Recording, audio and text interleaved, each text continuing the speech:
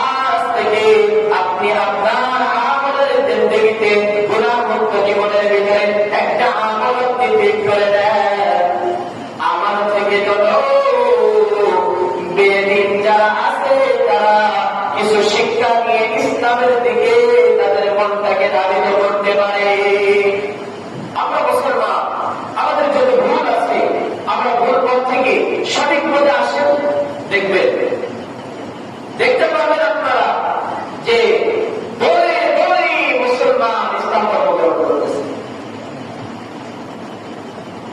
এই সম্পর্কেই তো শেখ সাদ রহমাতুল্লাহ আলাইহি বলেছেন, আমার কোন বান্দা, আমার প্রত্যেকটা মুসলমান বান্দা যদি 5 ওয়াক্ত নামাজ মসজিদে এসে আদায় করে, মা বোনেরা যদি 5 ওয়াক্ত নামাজ বাড়িতে আদায় করে, ফজরের নামাজের পরে যদি সূরাতুল ইয়াসিন তেলাওয়াত করে, বেদিন কাফের মুশরিক মুনাফিক একটাও পৃথিবীর জমিনে থাকবে না, সকলে ইসলাম ধর্ম গ্রহণ করে মুসলমান হয়ে যাবে।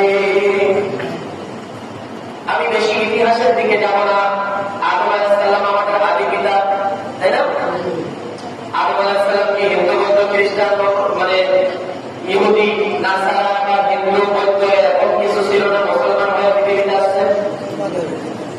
তাহলে আমরা তো সবাই তার সন্তান।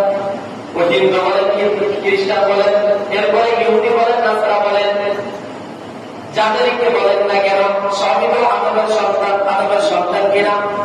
তাহলে আদম আলাইহিস সালামের সন্তান তারা কেন হিন্দু হলো, তারা কেন বৌদ্ধ হলো, তারা কেন খ্রিস্টান হলো, আমরা কেন মুসলমান আছি?